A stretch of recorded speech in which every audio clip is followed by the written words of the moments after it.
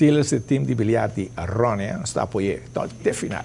Um equipo, Brian Wilson tem o Scrapford de solista. E pitch que a temporada passada tira com o Dodger tá a gente livre, Yankees a conversar com a gente de Wilson e está disposto para firmar Wilson, pero com uma condição, que o Wilson tem que feita sua barra.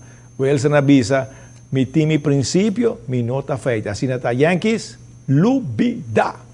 E a primeira Invitational Tennis Class na Divi, resultado hope positivo. El final de Open va entre CJ Latham y Freddy Flonja, ambos de Aruba. De un juego estaba tan parejo, pero en el momento tan crucial, CJ Latham estaba mostrando su superioridad colocando su bala en el camino con Flonja. Tiene problemas para retornar bom. El partido está finalizado en straight set, 6-4 y 7-5. Ahora un estador también atrás de otro torneo exitoso.